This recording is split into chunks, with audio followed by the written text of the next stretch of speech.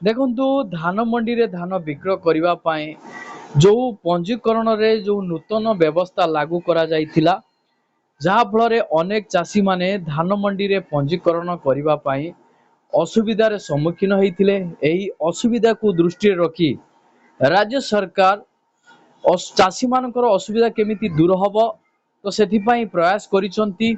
लगातार भावे नुआ अपडेट धान मंडी रे पंजीकरण करने को नहीं आसुची। आपण मानकु मध्य जहाँ भी नुआ अपडेट आसुची मु आपणक पाखरे पहुंचा पाई चेष्टा करूची। वर्तमान मंत्री महाशय मध्य डिक्लेयर करिसंती बिना आईडी रे अर्थात एग्रीस्टाग आईडी बिना आपण माने धान विक्रय करि परिबे।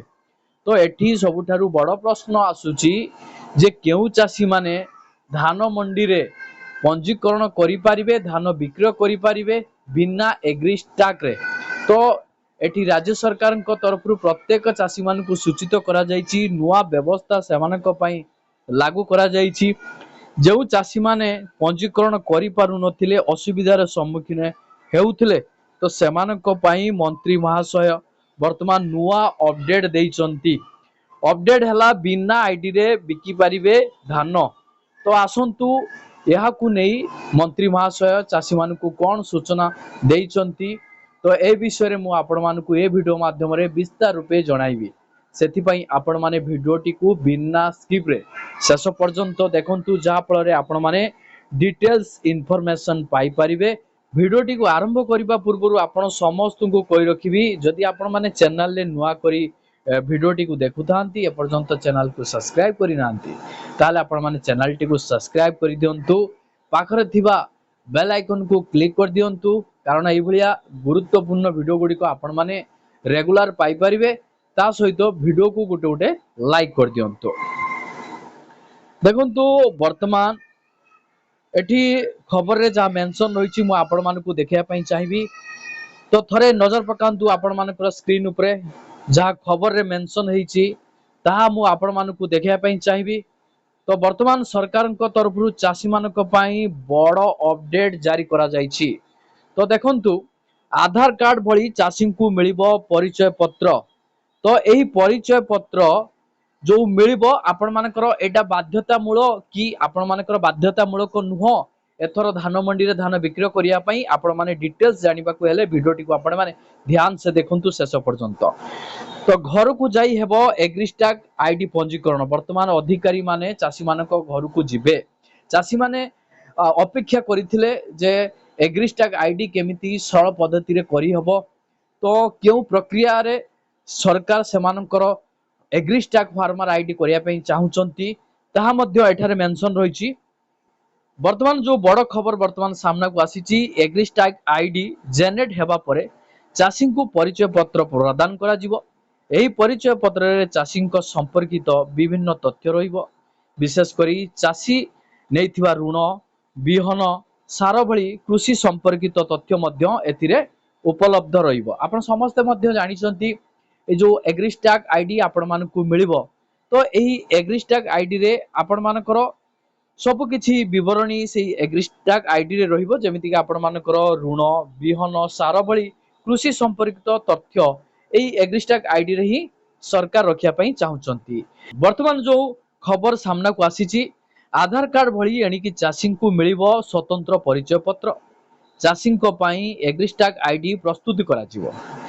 एथि पई चाषी पाखु को जिबे सरकारी अधिकारी समवाय संस्था माध्यम रे चाषी को एग्रीस्टाग आईडी पंजीकरण करा जिवो।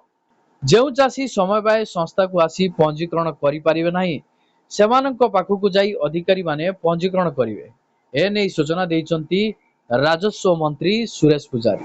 देखंतु मंत्री महाशय सूचना देइचंती जो चाषी माने समवाय संस्था को आसी पारिबेनी कोनोसी असुविधा रहिछि तो सेमानक घर को अधिकारी माने जिबे पंजीकरण करिवे। ए नै सूचना देइचंती राजस्व मंत्री सुरेश पुजारी। वर्तमान सरकार तरफ सूचित होईछि बिना एग्रीस्टाग आईडी रे धान मंडी रे चाषी माने पंजीकरण करि परिबे धान मध्य विक्रय करि परिबे। पुणी काहेकि अधिकारी माने वर्तमान चाषी मानक घर को जिबे एग्रीस्टाग फार्मर आईडी काहेकि करिवे। तो आसंतु या परे नजर पकेइबा काहेकि सरकार तरफ एग्रीस्टाग आईडी को इंपोर्टेंस दिया जाउछि। देखंतु एग्रीस्टाग आईडी जेनेरेट हेबा परे चाषी को परिचय पत्र प्रदान करा जिवो।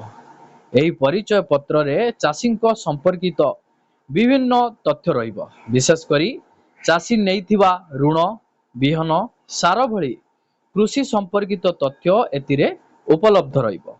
चाषी एग्रीस्टाग पंजीकरण प्रक्रिया रे कृषि राजस्व और समवाय विभाग अधिकारी माने सहयोग करिवे।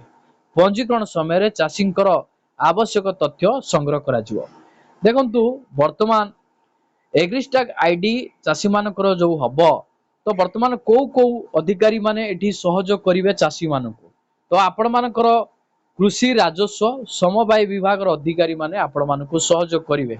तो आपण माने केमिति एग्रीस्टाग आईडी करिवे, तो सरकार तरफ एही अधिकारी मानकु निर्देश दिया जाइछि। तो आपण घर को जिबे, आपण को सरल भाषा रे बुझेबे आपण मानकर कोन कोन डॉक्यूमेंट्स गुडी का आवश्यकता रहिछि एग्रीस्टाग आईडी करिया पई।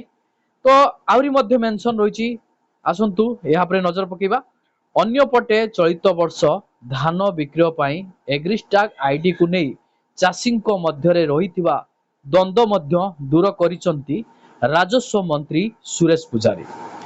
एग्रीस्टाग आईडी न थिले मध्य चलित वर्ष चाषी धान विक्रय करिवे बुली से सूचना देइछंती। तो आपण माने कन्फर्म हे जाइतिबे, राजस्व मंत्री सुरेश पुजारी जणैछंती एग्रीस्टाग न थिले भी आपण माने चलित वर्ष चाषी धान विक्रय करि पारिबे। तो आपण पंजीकरण करिबी पारिबे, ता सहित धान मध्य विक्रय करि पारिबे। पंजीकरण पई आवश्यक पड़िले अवधि बढ़ा जाई पारे। तो एही परि कि विदेश रे रहुथिबा चाषी माने मध्य एग्रीस्टाग आईडी पई पंजीकरण करिबा सह आई स्कान करि पारिबे बोली जणा पड़िछि। चाषी तथ्य को एक व्यवस्थित डिजिटल प्लेटफॉर्म रे आनिबा सह कृषि संपर्कित सरकारी सुविधा और सेवा को अधिक सहज करिबा दिगरे एही एग्रीस्टाग आईडी गुरुत्वपूर्ण हेबो। आउरी मध्य मेंशन रहिछि, सेपटे समवाय मंत्री प्रदीप बड़ सामंत कहिसंती एग्रीस्टाग बाध्यतामूलक नुह। तो वर्तमान जो एग्रीस्टाग आईडी आपण मानकु लागुथला जे बाध्यतामूलक करा जाइछि, आपण माने पंजीकरण करि परिबेनी, धान मंडी रे धान विक्रय करि परिबेनी एही एग्रीस्टाग आईडी बिना। किंतु आपण माने कन्फर्म हे जाइथिबे, आपण मानकर जो समवाय मंत्री प्रदीप बड़ सामंत रहिसंती से आपण मानकु सूचना देइसंती जे एग्रीस्टाग आईडी आपण मानकर बाध्यतामूलक नुह। तो आ कोन रहिछि सूचना, मात्र 6 लाख चाषी पंजीकरण करिसंती। हारारी 20 लाख चाषी प्रति वर्ष धान देउचंती, जोडा कि राज्य सरकार तरफ सूचना मिलिछि। चाषी मानक पई सुविधा पई एटा स्वतंत्र कार्ड गुटे, जोडा कि चाषी मानकु बेनिफिट मिलिबो आगामी दिन मानकर। एटा गुटे स्वतंत्र कार्ड। अति कम रे 20 लाख चाषी एग्रीस्टाग आईडी करिबा पई चेष्टा करा जाउछि। साफ साफ एठारे मेंशन रहिछि आपण मानकर एग्रीस्टाग आईडी बाध्यतामूलक नुह। आउरी मध्य मेंशन रहिछि, तो आमे देखिबा जे बिना एग्रीस्टाग रे भी चाषी धान विक्रय करि परिबे। तो केवल एहा सेमानक सुविधा पई ताहा करा जाइछि। एहा द्वारा भविष्यत रे चाषी धान विक्रय करिबा, सार पाइबा सह सब किछि सुविधा पाई परिबे। केवल सरकार को बदनाम करिबा पई किछि लोक ओ विरोध अपचेष्टा चलाइछंती। जमी म्यूटेशन आसंता 30 तारिख सुद्धा सारिबा को कुहा जाइछि। भाग चाषी माने जमी मालिकंक पई अंडरटेकिंग आनी एग्रीस्टाग आईडी करि परिबे।